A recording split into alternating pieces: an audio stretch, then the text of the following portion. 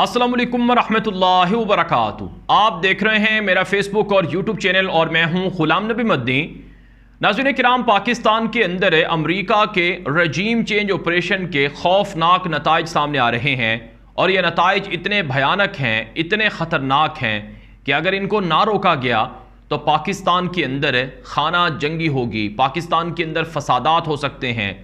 پاکستان کے اندر لوٹ مار کا بازار گرم ہو سکتا ہے، اور پاکستان کا مستقبل، پاکستان کے 25 کروڑ لوگوں کا مستقبل اب داؤ پر لگ گیا ہے۔ ناظرین کرام، دنیا کی اس وقت جو صورتحال ہے، اگر ہم اس وقت دنیا کے مختلف ملکوں میں جائزہ لیں جو اس وقت فسادات کا نشانہ بنے ہوئے ہیں، جو اس وقت انتشار اور دنگے فسادات کی زد میں ہیں، تو ہمیں ایک چیز واضح طور پر نظر آئے گی کہ ان ملکوں کے اندر بھوک ہے، ان ملکوں کے اندر بے روزگاری ہے، ان ملکوں کے اندر غربت ہے، اور ان ملکوں کے اندر غربت، بھوک اور بے روزگاری اس وجہ سے ہوئی کہ وہاں کے حکمران بڑے بڑے کرپٹ تھے، وہاں کے حکمران ڈاکو تھے، وہاں کے حکمرانوں نے اپنی عوام کا، اپنے ملک کا پیسہ لوٹا، وسائل لوٹے، جس کی وجہ سے وہاں پر آج خانہ جنگی ہے، فسادات ہیں، لوٹ مار ہے، خون ریزی ہے۔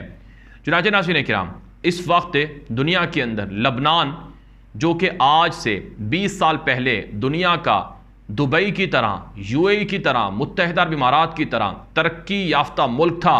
جس کی مثالیں دی جاتی تھی، اور لوگ جس طرح سے آج دبئی جانے کو فخر سمجھتے ہیں، ایسے ہی لوگ بیروت جانے کو فخر سمجھا کرتے تھے۔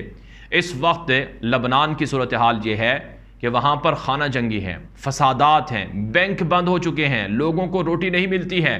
کوئی حکومت نہیں ہے، کوئی وہاں پر مستقل سیاسی استحکام نہیں ہے، اور لبنان تباہ ہو رہا ہے۔ اور کل خبر سامنے آئی تھی کہ ایران باقاعدہ لبنان کو خریدنے کی کوشش کر رہا ہے۔ اسی طرح سے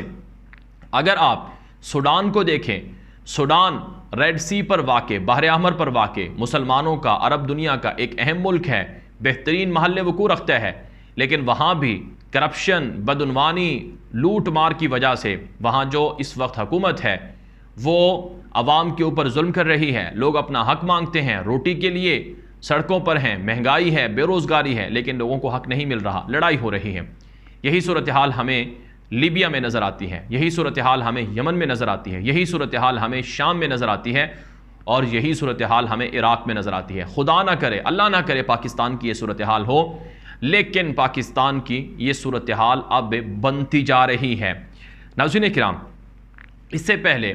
کہ میں آپ کو جو کچھ پاکستان کے اندر اس وقت ہو رہا ہے آگے چل کر میں آپ کو بتاؤں گا، میرے پاس بڑی خبریں ہیں کہ نواز شریف کی سزائیں ختم ہو رہی ہیں، نواز شریف پاکستان میں واپس آ رہا ہے، پس پردہ خفیہ معاہدہ ہو چکا ہے، اور شہباز شریف کی امریکی صدر جو بائیڈن سے ملاقات ہوئی ہے، امریکی صدر نے بڑی شاباش دی ہے کہ آپ نے امریکہ کے لیے بڑے اچھے کام کیے ہیں۔ میں آگے چل کر آپ کو بتاؤں گا اسحاق ڈار جو پاکستان کا سب سے بڑا ڈاکو تھا، اس کو معافی مل گئی ہے، یہ میں چیزیں آگے چل کر آپ کو بتاؤں گا، لیکن اس سے پہلے میں آپ کے سامنے رسول اکرم صلی اللہ علیہ وسلم کی ایک مشہور حدیث ہے، وہ میں رکھنا چاہتا ہوں۔ ناظرین کرام، میرے پاس بخاری شریف اور اسی طرح سے مسلم شریف کی یہ روایت ہے، جو بخاری شریف کے اندر بھی ہے اور مسلم شریف کی بھی اندر بھی ہے، اور ان کا جو مضمون ہے وہ تقریباً ایک جیسا ہی ہے۔ میرے پاس اس وقت مسلم شریف کی یہ حدیث ہے جو کتاب الحدود یا حدود کے بیان میں ہے، اور یہ حدیث ناظرین کرام میں یہاں سے پڑھنے لگا ہوں کہ عن عروۃ عن عائشہ ان قریشا اہمہم شان المرأۃ المخزومیہ، یہ حدیث میں عربی میں پڑھنے لگا ہوں، پھر اس کا میں ترجمہ آپ کے سامنے رکھوں گا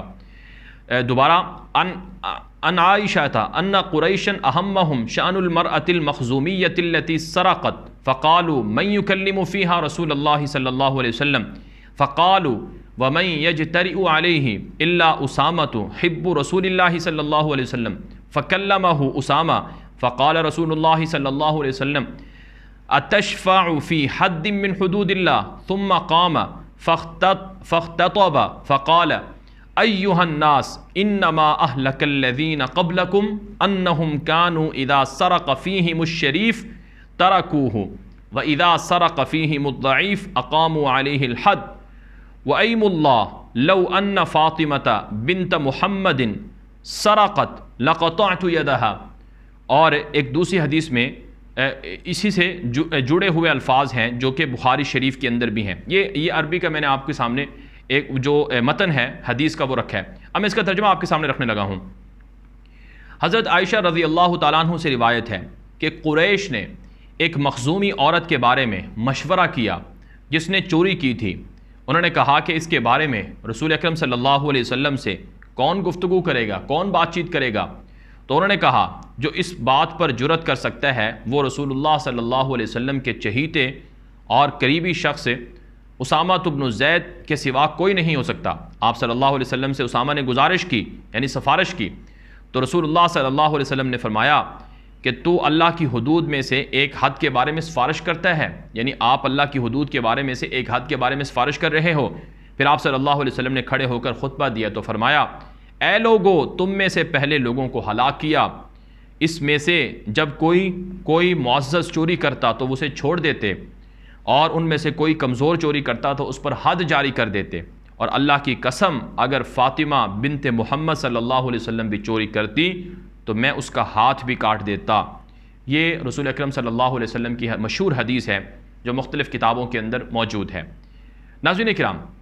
اس حدیث کا خلاصہ یہ ہے کہ اگر کسی قوم میں، کسی ریاست میں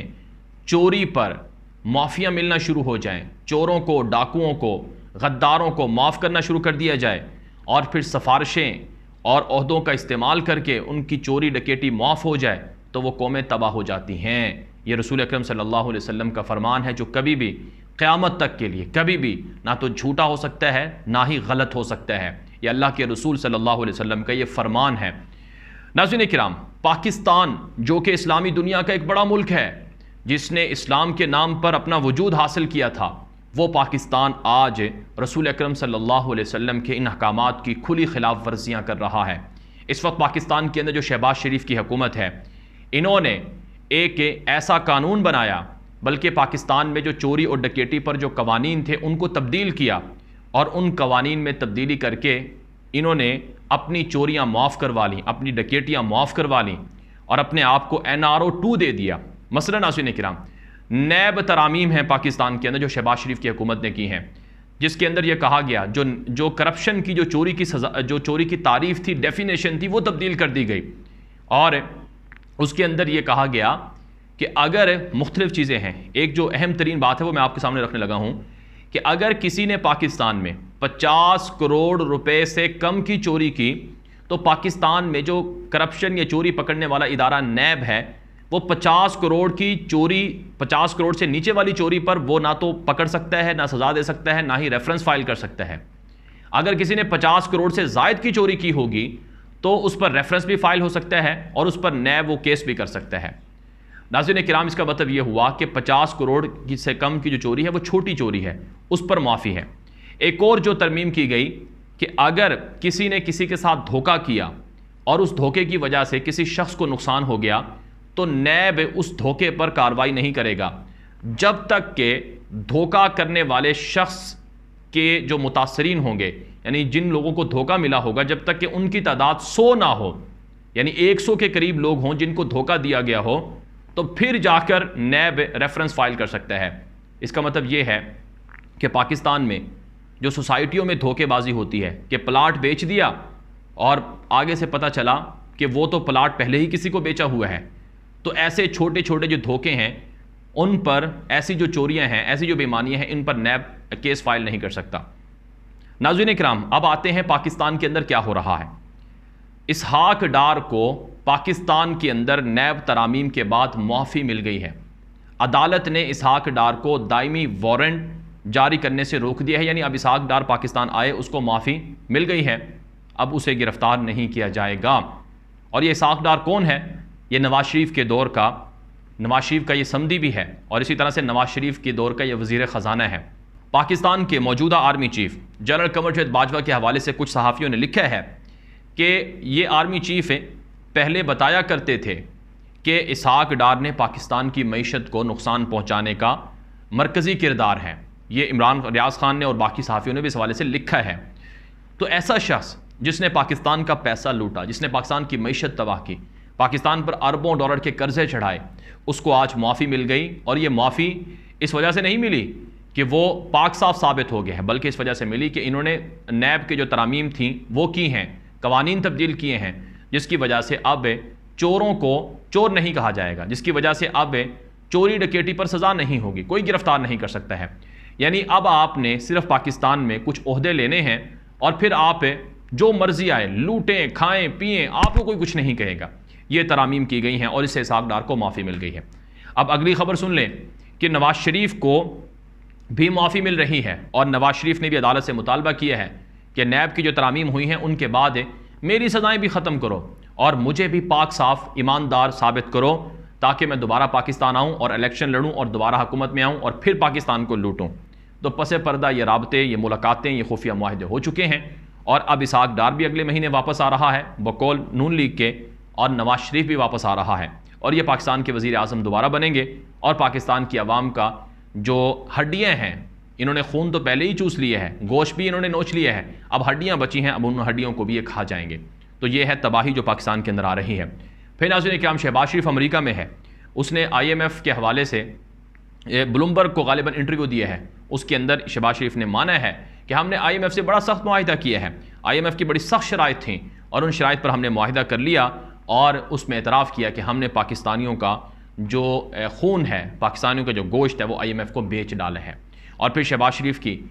جو بائیڈن سے بھی ملاقات ہوئی ہے، جو بائیڈن نے بڑی شاباش دی ہے، اور جو بائیڈن نے کہا ہے کہ شہباز شریف تم نے ہماری غلامی کا حق ادا کر دیا ہے، ہم آپ کو سپورٹ کرتے رہیں گے۔ اس سے پہلے جو بائیڈن نے 1.5-2 سال حکومت میں رہا، جب عمران خان تھے، اس میں فون پہ رابطہ نہیں کیا، کیونکہ عمران خان نے انکار کیا تھا کہ امریکہ ہم تمہیں اڈے نہیں دیں گے، ہم تمہیں پاکستان میں ڈرون اڑانے کی اجازت نہیں دیں گے، اور ہم تمہاری بات مان کر یوکرین کو نہ اسلحہ دیں گے اور نہ ہی یوکرین کی مذمت کریں گے اور جنگ کی مذمت کریں گے روس یوکرین میں، اور ہم روس سے اپنی تعلقات اپنے مفادات کے لیے جاری رکھیں گے۔ تو جو کام شہباز شریف نے کیے ہیں وہ کام عمران خان نہ کر سکا، اس لیے شہباز شریف کو امریکی صدر نے پروٹوکول بھی دیا، شاباش بھی دی اور اسے مبارکباد بھی دی، اور کہا کہ ویری گڈ، آپ نے بڑا اچھا کام کیا، آپ نے غلامی کا حق ادا کر دیا، آج کے بعد آپ ہمارے سب سے بڑے معزز غلام ہوں گے۔ یہ ویڈیو عام کر دیں۔ مزید خبروں کے لیے آپ ہمارا YouTube چینل ہے غلام نبی مدنی، اسے سبسکرائب کر لیں، فیس بک پیج ہے غلام نبی مدنی، اسے بھی فالو کر لیں۔ اب تک کے لیے اتنی اجازت دیجیے۔ السلام علیکم ورحمۃ اللہ وبرکاتہ۔